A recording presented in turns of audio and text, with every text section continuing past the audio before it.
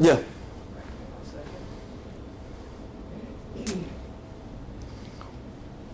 Okay, so we're going to talk about paradox in action. We talked about the 7 interventions before. Quickly, I'm going to try to do a little bit more on that now. We're going to go specifically into contracting for success. The clinician's intent of doing paradox intervention, and I want to give a sense of what's the difference between paradox interventions and motivational interviewing. Okay. Now this is the big thing of what the heck are we doing when we're doing a paradoxical intervention, okay? What I find really exciting about this intervention is that on the surface, it looks like I'm talking about the behavior, all right? I'm talking to the client about his predictable behavior of, like this is what you do predictable, and, you did it 3 weeks ago, 2 weeks ago, and we're talking about his predictable behavior, but that's not what I'm focused on, all right? That's like, it's like, what I'm talking about, but that's not the focus of treatment. The focus of treatment is on the gravity. It's on the joining with that client. Okay, so it's in creating a bond and attachment and a connection with that client. And as I mentioned before, as a result of talking my intent is to attach, it turns out that the client can't defend himself from the intervention, okay?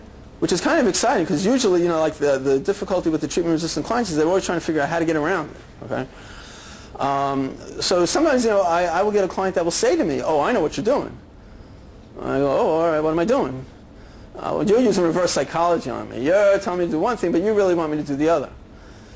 And because that's not my intent, that's not my, what I'm invested in getting him to do something else, my intent is to just bond. My intent is to just create a stronger sense of attachment. Yeah. What do you say to that client when they... Oh, so what I say to the client is, well, I know you think I'm doing reverse psychology, but I'm doing, I say a number of things. One is, well, what I'm actually doing is the reverse of reverse psychology, all right? Because what I'm doing is I'm telling you the truth. That's all I'm doing here. I'm just saying that if you did it 3 weeks ago, 2 weeks ago, and last week, it seems to me that you're going to do it this week, okay? So now it's only a matter of deciding which day of the week it's going to do. Normally you do it on a Wednesday. I'm figuring you're going to do it on Wednesday this week, okay? So, and what else do I say to the clients is that sometimes I will say, well, now that you figured out that I'm doing reverse psychology, now you can do your repetitive behavior anyway, right? So, because I know what you're going to do, so it's repetitive, so now you have an excuse to do your repetitive behavior. So, again, so it puts the client in a position where, oh, well, that didn't work, okay? But my point here is that in reverse psychology, there's an element where you might get a sense that you're tricking the client. Oh, I'm going to trick him, okay? I'm going to tell him to go one way, but really I want him to go the other way, so I'm tricking the client. And that's actually been one of the main criticisms of paradoxical interventions, because you're tricking the client, right? And what are you doing when you trick the client? You're going to, if the client figures it out, you're going to lose the therapeutic alliance, and you don't want to do that, right? Because now the client won't trust you, okay? But the point is that when you're doing a good paradoxical intervention, I'm simply telling the client the truth, okay? And the truth is that this is your repetitive pattern of behavior, and I'm just letting you know that I know that this is repetitive. So again, I have no investment in whether you do that behavior or you don't do that behavior, but what I do want you to know is that you think you're being spontaneous, and I'm just saying you're not spontaneous at all because you're actually very predictable, okay? So, yeah.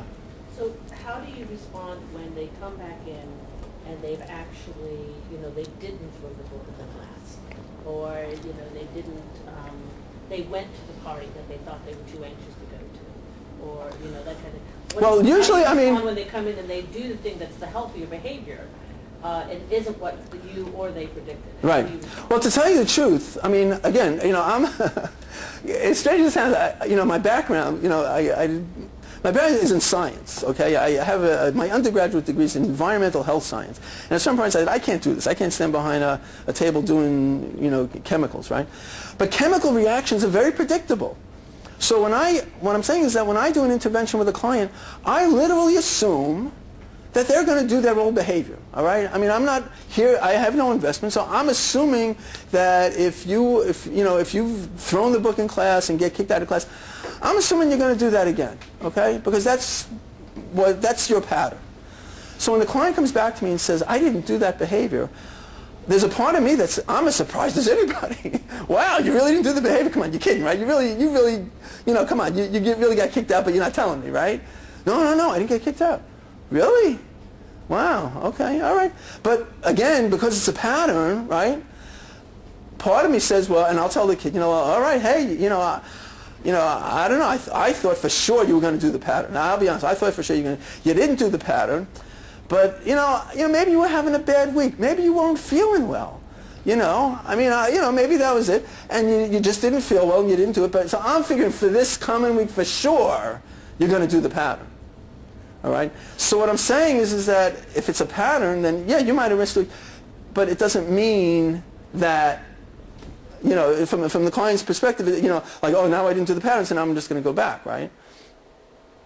In fact, one of the mistakes that people make, a mistake, so to speak, in paradoxical intervention, is the kid comes back and they say, I didn't get kicked out of class. You said I was going to get kicked, you said it was predictable I was going to get kicked out. You were wrong, right?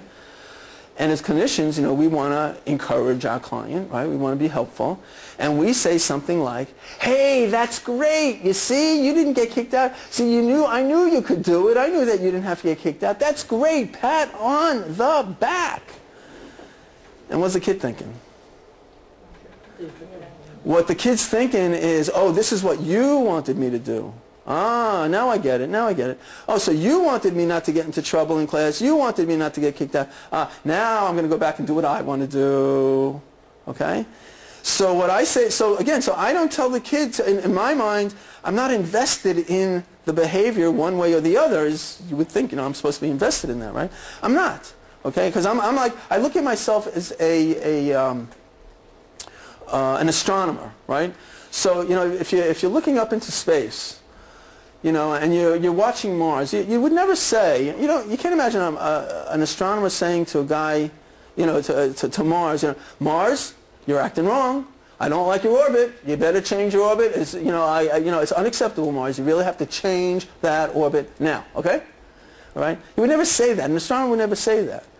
So as a clinician, I'm just simply looking at the orbit, all right? And I'm going, wow, that's the predictable orbit. Now, if you do something different than that orbit, hey, that was your choice. That's another thing in terms of the intervention. It's like you would think that I would take credit, like, hey, oh, I did something, and the truth is, look, obviously, in the work that we do, we want to feel good about what we're doing, okay?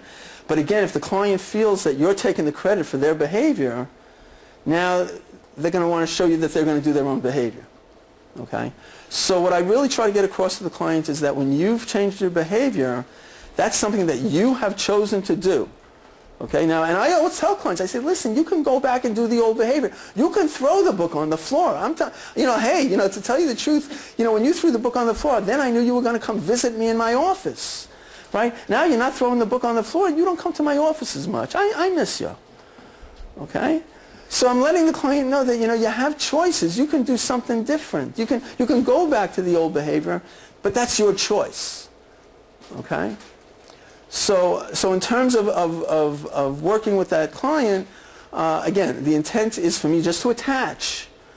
Again, this is kind of like a hard one to kind of get, because the assumption is that, as a clinician, yeah, we want to attach. Okay, my understanding is in treatment. I was reading an article about CBT, and the article mentioned, okay, of course, you create the alliance with the client. All right, that's kind of like the surface of what we do, and then now you do the meat and potatoes of the intervention is to get the client to think differently. Okay, that's the meat and potatoes. Okay. And what I'm saying is that the meat and potatoes is the attachment, is your ability to create that sense of alliance with the client, that the client knows that you're with them. And it turns out the cognitive stuff is the dessert. Okay? So at least in terms of doing the interventions, my specific focus is just on the attachment, without an agenda of what he should and shouldn't do. Okay? So just to keep that in mind.